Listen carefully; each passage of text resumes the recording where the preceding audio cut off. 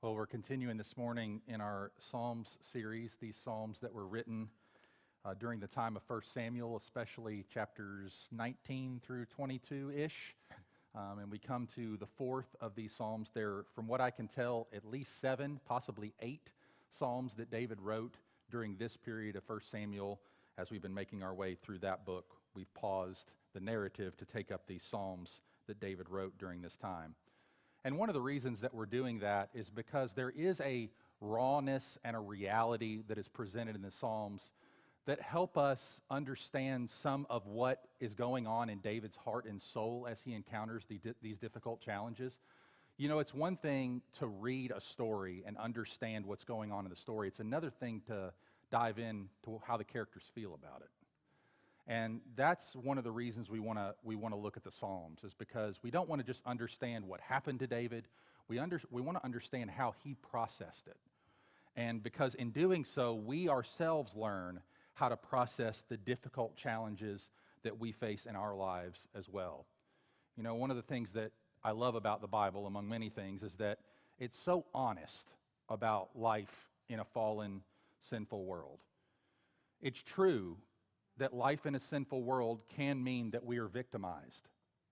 It is true that instead of being protected or helped or comforted by others, we can be abused by them. Some of you here this morning know all too well what I'm talking about. You were abused by someone who should have been trustworthy, a family member, teacher, neighbor, coach, pastor, friend. And instead of being protected by those people that you look to for protection, you were violated. You were treated with malice. Someone used you. Someone misused you. Someone took advantage of you. Now you're wondering, is it even possible to recover from something like that? Well, the simple answer to that question is yes.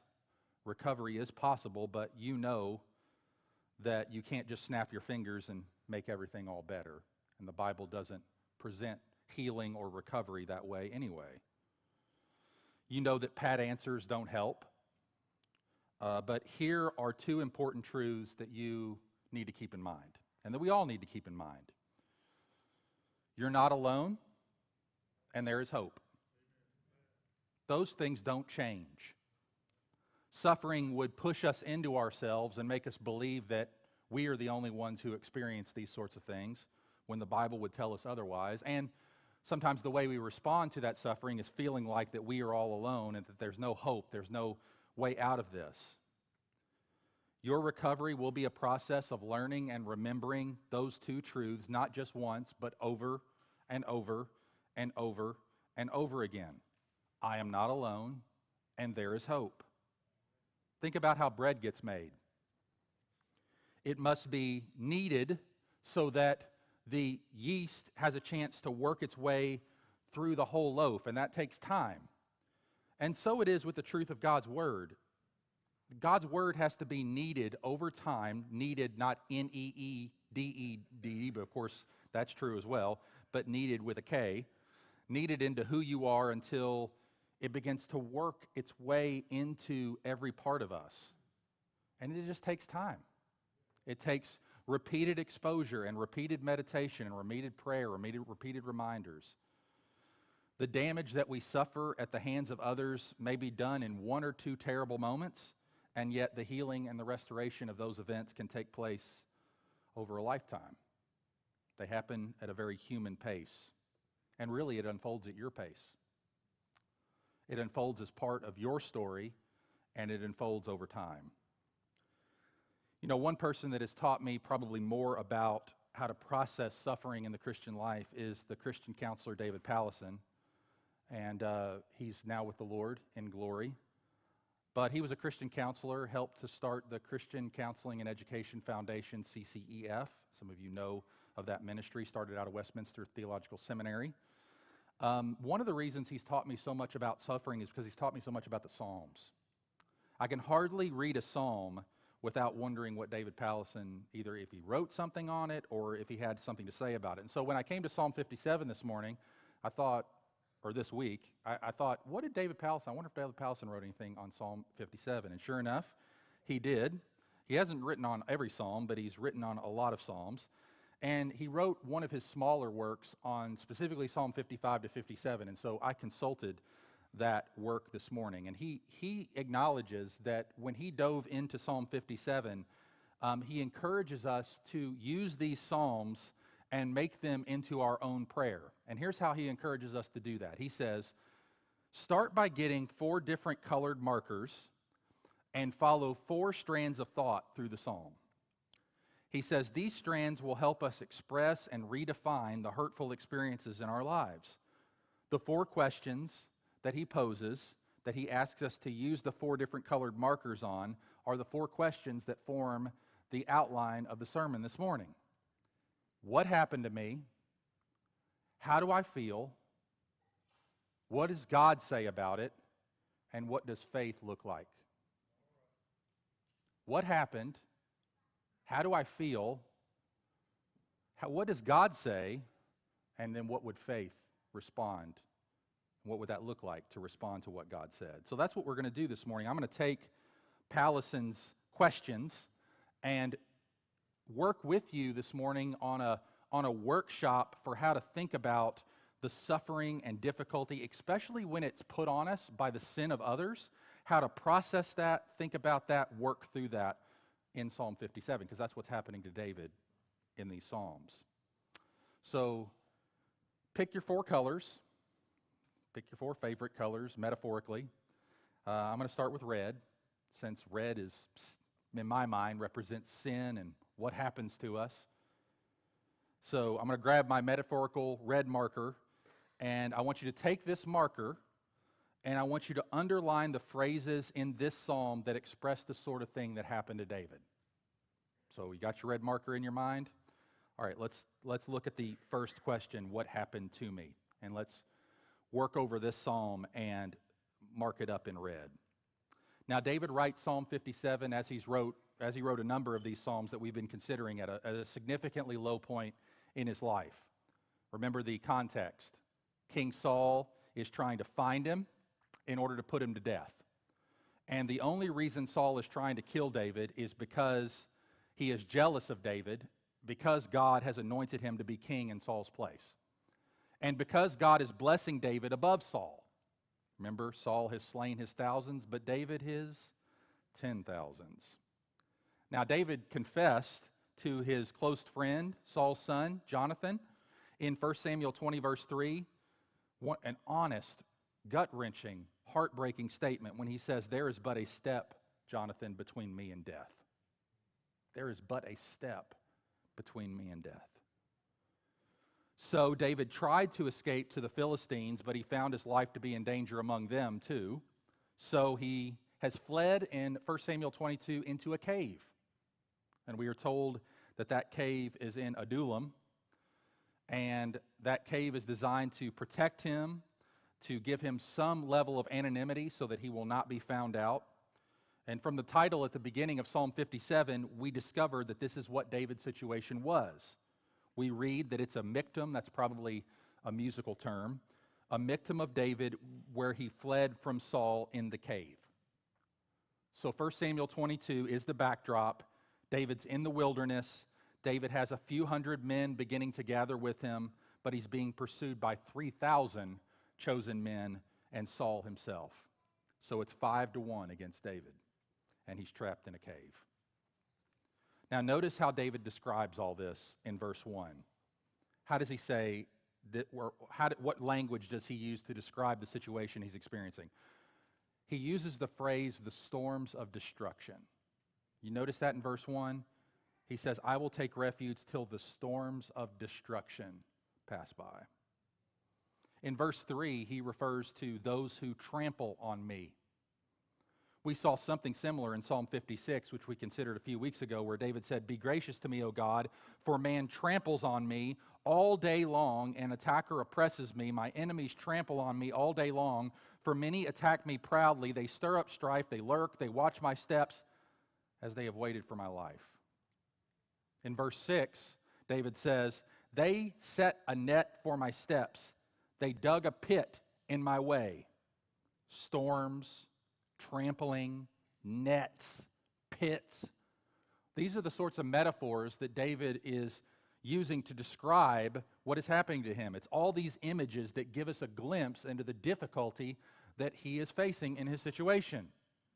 He's experiencing something that feels like a net has been set for him, like he's going to be trapped, like a pit has been dug that he's going to fall into, that he's being trampled upon, and there's no way he can get out from underneath it. And there's this sense in which he feels like he's surrounded by a huge storm that is destined to destroy him. Look at verse 4. He says, "My soul is in the midst of lions.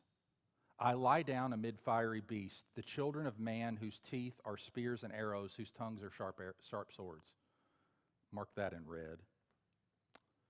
He says, I'm surrounded by those who are like lions. You know, people can be like that. Maybe you've been like that. Maybe you are like that. Where people experience you as a lion in their life.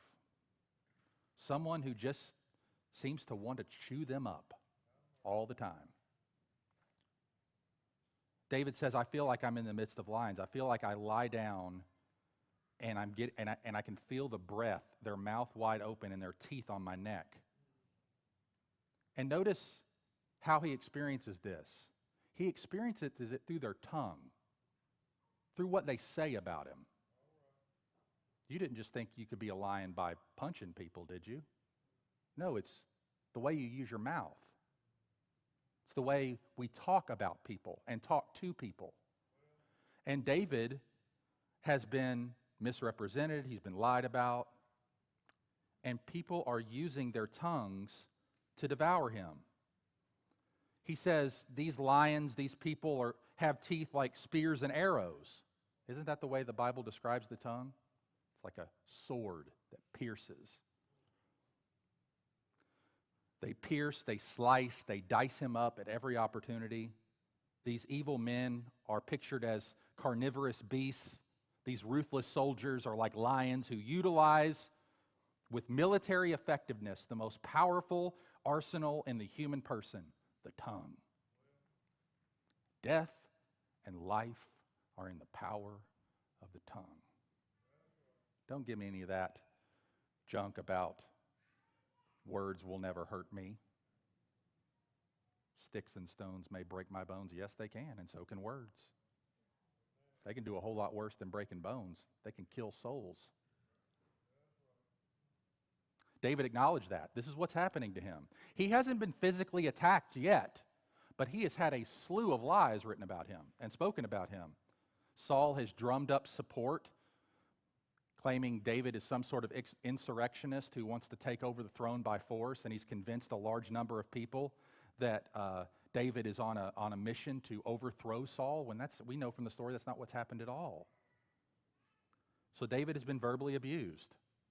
Saul, his father-in-law, who should have been helpful and kind to him, who at one point loved him and was appreciative of him, have instead turned on him and demeaned him and assaulted him. And they not only verbally attacked him, but they're seeking to physically kill him. They not only want to hurt him, they want to take him out. So this is what's happening to David.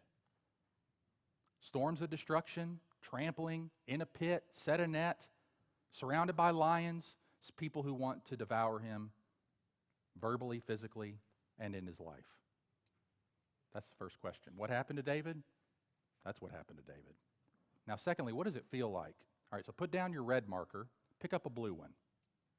Pick up a blue one. I picked blue because it's kind of sad, you know. David reckons that. Now, I want you to, as we work through here, underline all the phrases that express how David feels. His anguish, his fear, his terror. Notice, I think he summarizes it pretty simply in verse 6. He says in verse 6 in the middle there, after he says, they set a trap for or the net for my steps, he says, my soul was bowed down. In Psalm 55, again, he's writing this psalm around the same time as Psalm 55 was written. He says, I am restless in my complaint. This is Psalm 55, 4-6. I am restless in my complaint, and I moan. My heart is in anguish within me. The terrors of death have fallen upon me. Fear and trembling come upon me, and horror overwhelms me. And I say, oh, that I had wings like a dove, I would fly away and be at rest. You ever been there? Somebody said something to you or about you, and you just collapsed. You were restless. Your heart was in anguish. You felt like, I want to get out of here. I want to get as far away from this situation as I possibly can. Psalm 56, 3-8. 3 and verse 8 here, and in the psalm right before this, David said, when I am afraid, I put my trust in you. You've kept count of my tossings. Put my tears in your bottle. How does this make David feel? How does this whole situation make David feel? Is he a stoic? He just stuff it? He's a man's man, right? Yeah, he's a man's man. He's a warrior. He slays thousands of people. He also plays the harp and cries. You got that view for biblical manhood in your view? You should. Otherwise, men, you're going to be warped as men. Men feel deeply. Men cry hard. That's what manliness looks like. I guarantee if you met David, he'd have calluses on his hands. I guarantee if you met David, you would say, man, that's not a guy I want to see in an alley on a dark night. He looks like he could beat somebody up. But he was also realistic and in touch with how things made him feel. He says, my soul's bowed down. I'm restless. I moan. I'm in anguish. I'm in terror. I'm in fear. I'm in horror. I'm tossing. I have tears. All these words describe how he feels. Brothers, sisters, have you ever used those kinds of words with God? Do you feel like that's irreverent? Have you ever told the Lord, Lord, my soul is sad. Do you hear my moaning? I feel restless, Lord. My heart hurts. I feel like I'm at the doors of death. I just want to die. Or I'm afraid. I feel overwhelmed with horror and terror. I wish I could just run away and find a place where I didn't have to feel this way. Ever say that to the Lord? It's certainly right to do so. Facing what's happened to us is the first step of healing from it. Feeling it and the effects of it in our lives is the most important first step that we can take. Facing it might be the last thing you want to do because of all the feelings it brings up, but those feelings need to be brought up. Many of you have suffered, and you're terrified of the memories associated with it. And typically, maybe you've only dealt with it in two ways. Either you cover it over with denial, or just you get busy and do something else so you don't have to think about it. And those things retreat for a time down into the black hole, and then they'll resurface again later on. And they'll keep coming back, and they'll keep coming back, and they'll keep coming back. There is a third way, though. You don't have to deny it, and you don't have to suppress it, and you don't have to just get busy to try to not think about it.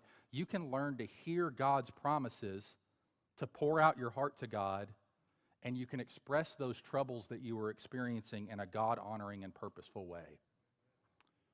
I don't think I've completely learned that lesson yet, but I'm learning it. I was encouraged by reading a sister's commentary on that reality this week. Melissa Kruger is the wife of Michael Kruger. He works at Westminster Seminary somewhere, I think, or Reformed Theological Seminary. Melissa is a great sister in the Lord. And I want to read you a testimony of hers where she recounts something of this own struggle in her own life of recognizing what's happened, but then the struggle with how to process the feelings associated with it. Here's what Melissa writes.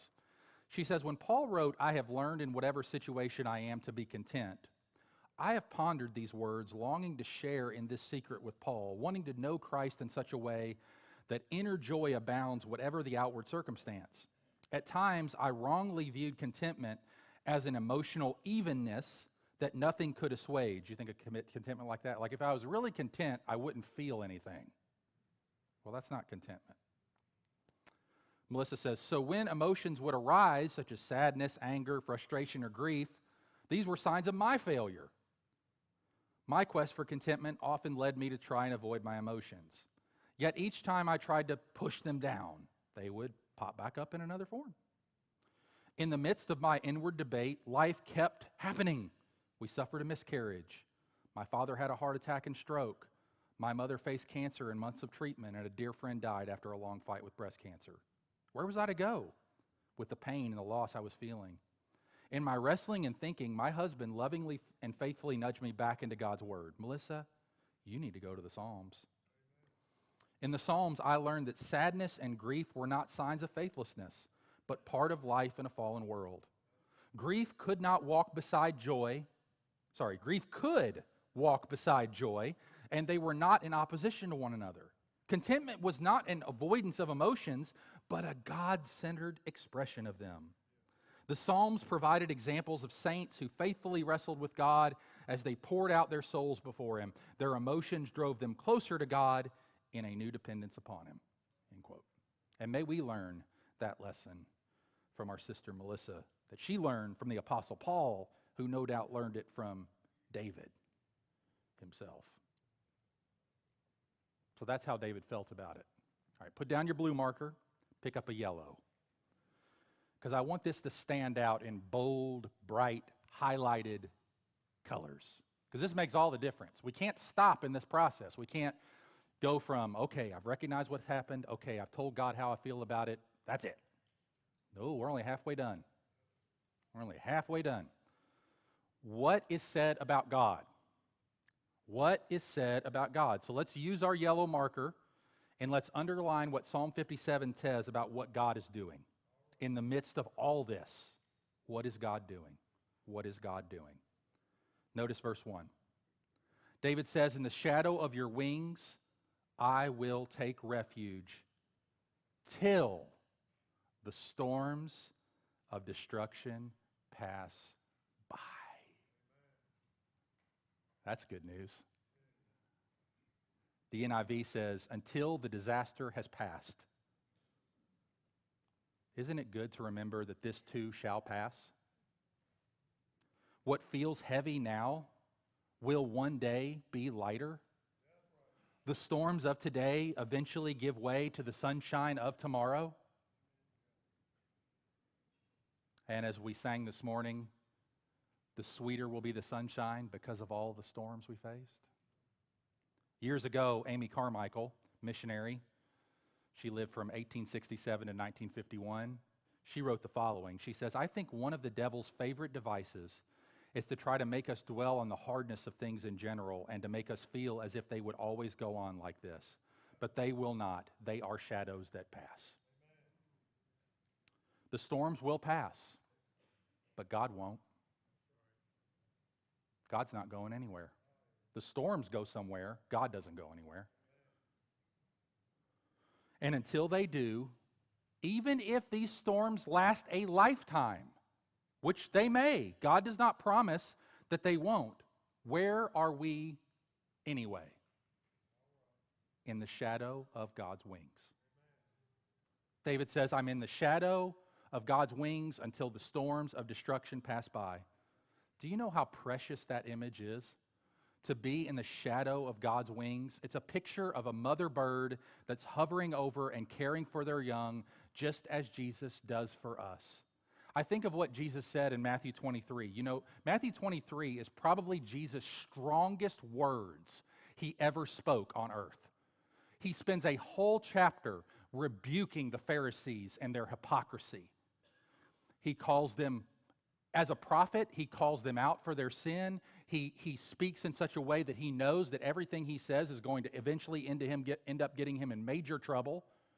It's right before we start to get on the road to the cross, where Jesus just lays his cards on the table and he says, Pharisees, here's why you're going to hell. And he tells them, gives them 7 woes, pronounces curses on them. Now, at the very end of that chapter, you would think it would just end in a solemn, somber, the whole chapter is serious, but what does Jesus say at the very end?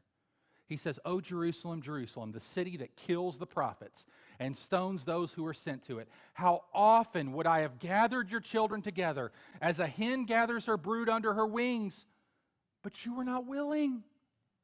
I wanted to gather you under my protective wings your entire life. And you didn't want it. You didn't want to have anything to do with me. In the eye of the storm, dear ones, the Lord is there with us. He's over us. He's shielding us from being completely destroyed by that which what might ordinarily destroy us and would destroy us otherwise if the Lord had not been there. Psalm 91, 4-6. He will cover you with his pinions, and under his wings you will find refuge.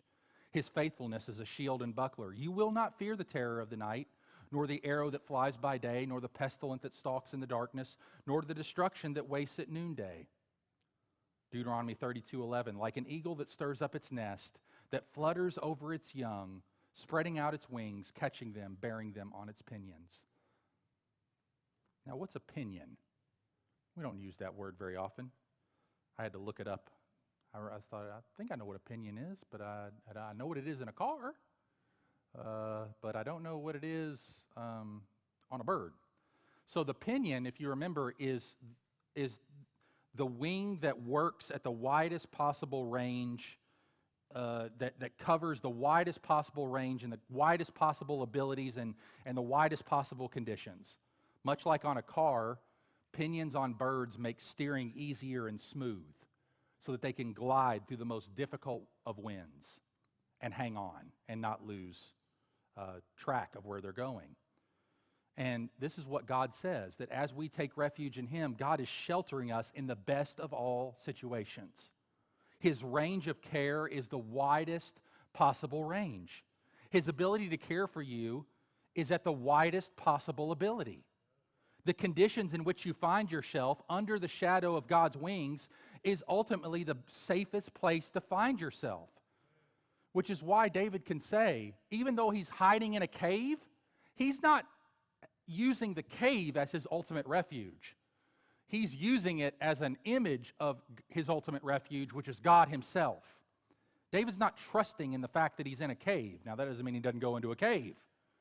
He is a man of prudence, after all. He's not going to stand out in the desert and say, all right, God, I'm under your wings. And no, he uses wisdom. He hides in a cave, but he's not trusting in the fact that he's in a cave. Now, dear ones, while the ride can feel bumpy at times, because of God's pinions, he's able to steer your life in the best of all possible ways, easier and smoother than if you hadn't experienced these difficulties with him as your refuge. Imagine what it would be like if he weren't there. That's not all. David reminds himself, what's God doing here? God is here. God is over this situation. God is protecting me in the midst of this situation.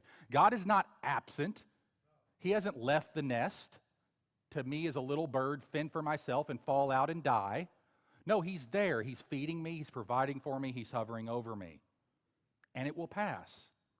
But notice what David says in verse 2. He says, I cry out to God Most High. I cry out to God Most High. David reminds himself that God is not just God. He's the Most High God. Not that he's way out there and we can't ever get to him. He's way high above us. It doesn't mean that he's far away and aloof. It means that he's sovereign, that he's in control. He's the Most High God. When we cry to God, we cry out to a sovereign God. We cry out to the God who not only knows our lives and cares for us, but who controls the circumstances of our lives and controls the circumstances of all those who would wish evil against us. That's good news. That when we cry out to a God, we cry out to a God who cares for us, but also a sovereign God who controls the circumstances of our lives. But notice what David says here. He says, I cry out to God, verse 2, to God Most High, to God who what? Fulfills his purpose for me. You know, we joke about it, sometimes, or we say it because it's become kind of a Christian cliche that God has a purpose for our lives. But dear ones, just because it's a cliche doesn't mean it's not precious. That is a great, precious promise that God has a purpose for me, for you. Literally, it's God works for me. David does not write, notice, God fulfills my purpose for me. We wouldn't want to do that, would we? You're not trying to get God to co-sign your life plan, are you? No, we bring we know that he's fulfilling his purpose for us, not our purpose, his purpose. God never promises to fulfill your plans for yourself, but he does promise to fulfill all his plans for you. We often make plans that fail, even plans that we think will be to God's glory. But we can imagine how God might use us, and then we take steps to bring that about, and then we watch as those plans fall apart in front of us. But God, they were for your glory. They were motivated by good desires. And the Lord says, yes, they were, and I'm pleased by that, but no.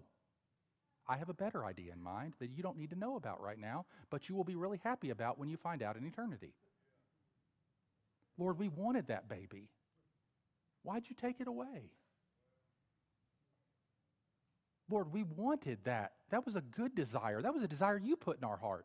Do you believe that God puts desires in your heart that he doesn't fulfill right now? Yes. But that doesn't mean that the desire isn't good, and that doesn't mean that God doesn't mean good from it. He does. And it's going to be sweeter for having felt what you felt and experienced what you experienced. See, my plans, my purposes, even my conception of God's purpose for me may end up being completely wrong-headed. But God's plans for us will never, ever fail. And David is coming to this God, confident in this purpose, to a God who works for him, who has a purpose for him, and who finishes what he starts. God is for him. God is not against him. It looks like it. It feels like it, but it's not. See, when we go through times where people are against us, or circumstances are hard, or suffering is really acute, we can feel that experience like it's been stamped on us, and it's the final word of God's identity over our lives.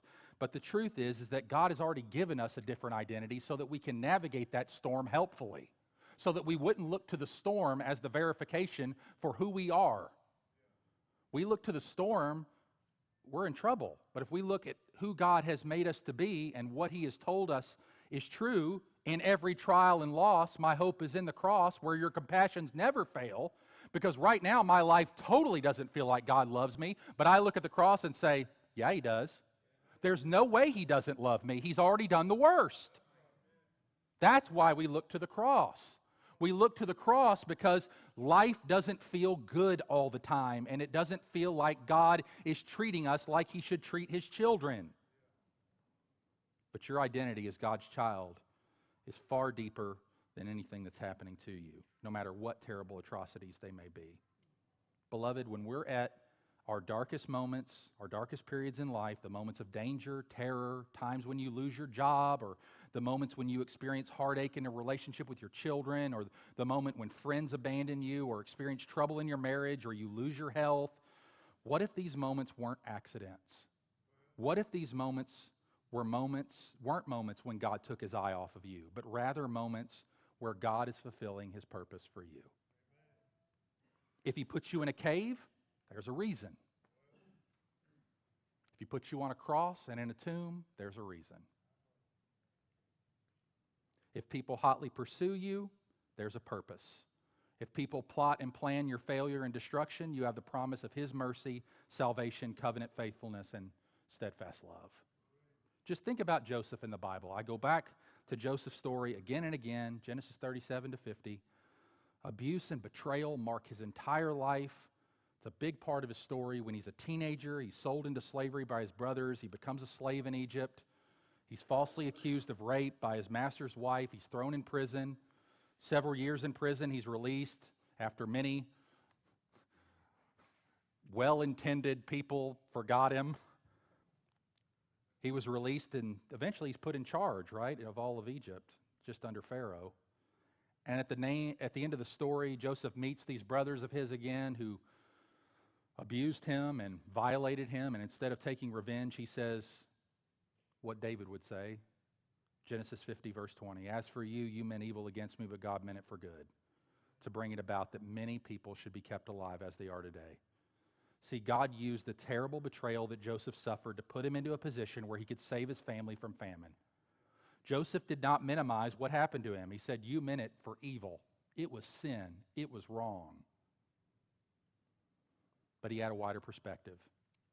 The meaning of his story was bigger than the evil that he suffered. God was at work bringing good out of the extreme betrayal. God was at work in his life. God was fulfilling his purpose for him. See, his abuse was not the last word in his life. And your story, which may be marked by betrayal and pain, those things don't have the last word either. Because your story is not only about the pain of betrayal, it's about Jesus taking what others meant for evil and redeeming it for a good purpose in your life. For David, that meant he was going to be king.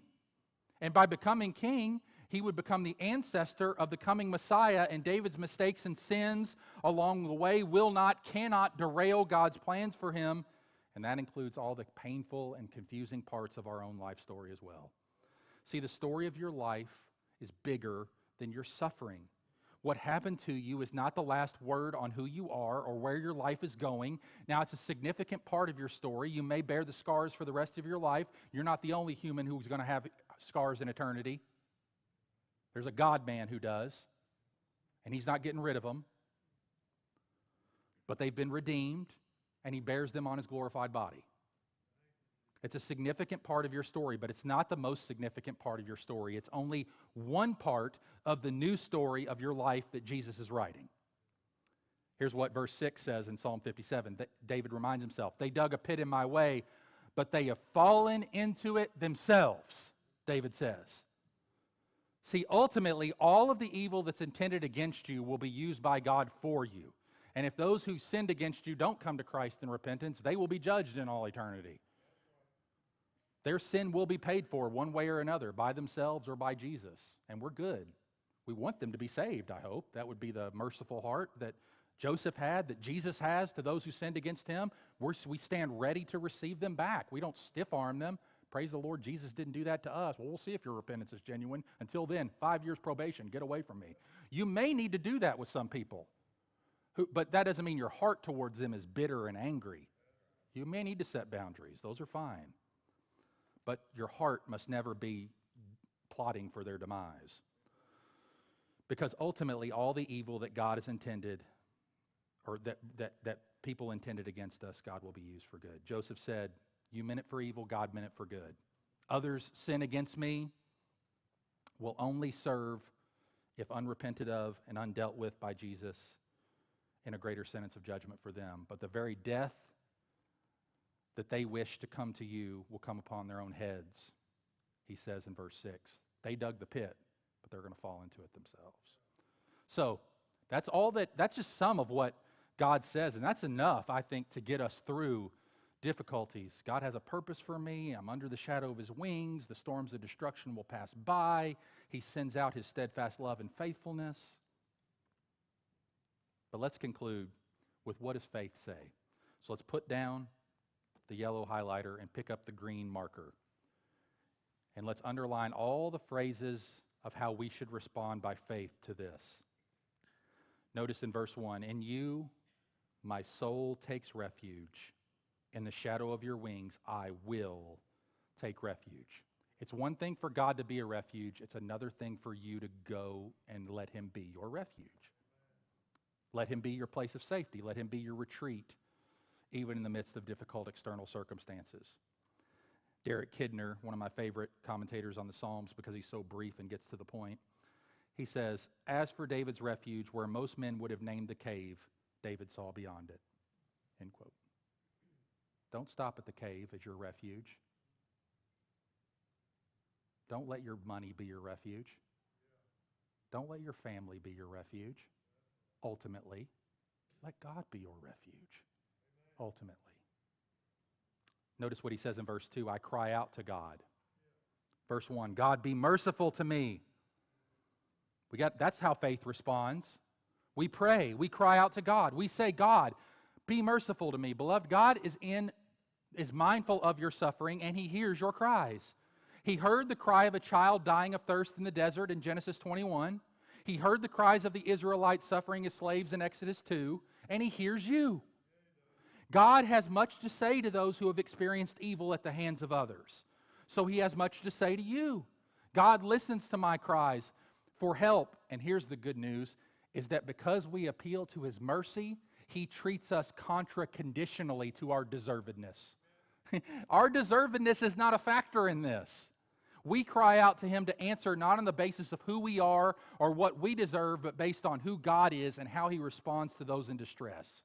His mercy is greater than our sin and the sin of others against us, and his steadfast love is on us from eternity past into eternity future. So we cry out to him. Do we be merciful to him? But you notice twice, there's only one verse in this entire psalm that's repeated twice.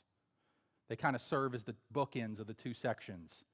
You got first section, verses 1 to 4, and then a bookend, verse 5. And then you got 6 to 10 and a bookend, verse 11. What's the verse? Look at 5 and look at 11. Be exalted, O God, above the heavens. Let your glory be over all the earth. Be exalted, O God, above the heavens. Let your glory be over all the earth. That's the refrain that David is singing and teaching Israel to sing in the midst of his suffering. Notice how David's attitude changes once he prays in verse 5. After the distress of verse 4, he reminds himself of the truth of verse 5, which is, be exalted, O God, above the heavens. And then what happens between verse 6 and 7? Verse 6, he said, my soul was bowed down. Verse 7, my heart is steadfast, O God. My heart is steadfast.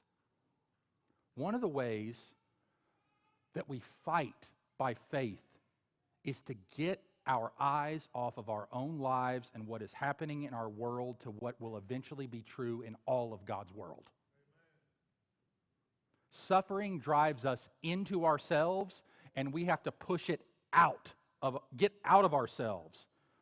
What is most important in life is not that we are relieved, but that God is exalted. And that God's glory fill the entire earth, that he be known and loved and worshiped and treasured for the Creator and Redeemer that he is. That is the great travesty, not my suffering. The great travesty is that God, millions upon millions, if not billions of people, will wake up tomorrow and ignore God. He will not be treasured. He will not be worshiped. He will not be prized. He will not be trusted. He will not be walked with. He will not be confessed to. He will not be sought. He will not be glorified by the creatures that are made in his image to do so. That is the great travesty of the universe. That is the greatest evil that exists every single day. Every headline, if it were rightful, the greatest sin that was committed today, God was not honored by every nation as he ought to be. That would be the leading article in the New York Times every day, because that's the greatest crime in the universe committed every day. There are lots of lesser crimes that deserve headlines. That's the biggest headline. See, we can take what's happened to us and we can use it to help others. And one of the ways that we do that is by recognizing, what does God's glory have to do with this situation that I'm experiencing? In preparing for this sermon, I read an article about a woman who had suffered terrible physical and sexual abuse at the hands of many male relatives from the age of 3 to 14. She was finally rescued by a social worker and placed in foster care. She later married. She had 2 children and had become a social worker herself who counseled abused children. She hadn't forgotten her suffering. She wasn't treating it lightly. She was still working through its effects in her own life, but her life story was about more than her abuse. Her life story became a means by which she would honor God by helping others. She was creating a loving home for her husband and children. She was reaching out to others who were suffering as she had. Her suffering wasn't forgotten, it was redeemed. Just like Joseph's, just like Jesus, and just like ours can be.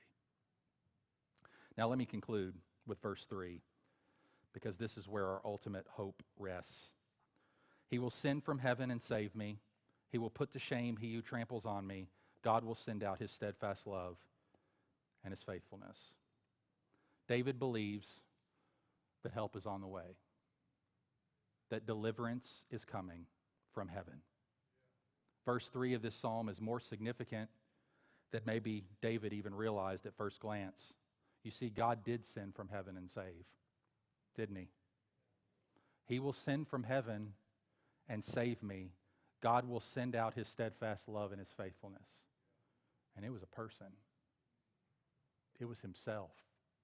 It was the Son of God incarnate, the Lord Jesus Christ. God sent his Son, the Lord Jesus, from heaven to earth to save us. And because you're God's child, you're not alone in the nightmare of pointless suffering. It's true that the heart knows its own bitterness, Proverbs 14:10, and even your dearest friend can't fully understand it. The terror, the aloneness, the pain, the horror. But Jesus understands. And He's with you. Jesus experienced every form of suffering when He was in the world. Isaiah 53, we read it earlier. He was despised and rejected by men, a man of sorrows and acquainted with grief. He was betrayed and tortured. He was well acquainted with grief, and He will never leave you. The Gospel of John closes with this verse, and there are also many other things which Jesus did, which if they were written in detail, I suppose that even the world itself would not contain the books that would be written. You know what? If you're a Christian, your life is one of those books that John's talking about. You are the continuing story of Jesus Christ in this world. You are proof that He was raised from the dead. You are continuing the story of what Jesus did. It's a story where terrible evils happen, but Jesus shows up and did something. He redeemed me. He's still redeeming me so that I can love, forgive, and do good to others around me. Aren't you thankful to be a part? I'm thankful to not only be written in the Lamb's Book of Life, but I'm thankful to be one of the books that Jesus is continuing to write. And every chapter, as C.S. Lewis says, gets better than the one before. So, dear ones, take the phrases that we underlined this morning. Don't forget your red pen, your blue pen, your yellow highlighter, your green pen. Take those, and as you read the Psalms, put them in your own words as prayer. Find a place, woods, your car, your bedroom, where you're comfortable making some noise to God, and say these prayers out loud to Him. Remember, you're talking to the Lord who loves you. You're talking to the Lord who hears you, who's going to act to save you, and who will redeem your soul in peace. Don't leave these pens on the desk. Take them up and use them. Pray it. God is there. He's listening. Let's pray. Father, we do thank You that You hear us.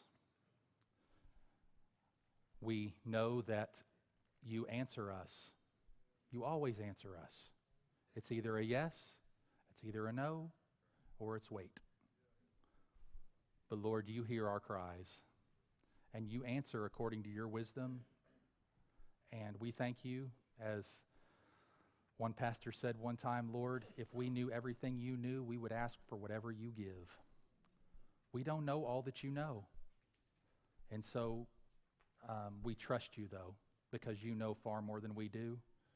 You're far more in control than we ever could be, and You have proven Your steadfast love for us at the cross and the resurrection. So we don't question Your love when hard times come. We know that these storms will one day pass by. They will not always abide over our lives. You are our refuge. You are God Most High. You are the one to whom we cry. We pray that You would be trusted by us, that You'd be honored, and that we do pray, God. And we thank You that there is coming a day when the prayers that David uttered here will be answered, that You will be exalted, O God, among the heavens. Your name will fill this earth, and Your glory will cover this earth as the waters cover the sea. We pray that day would come soon. We long for it. We long for it. From the rising of the sun to the setting of the same, the name of the Lord would be praised. In Jesus' name, amen.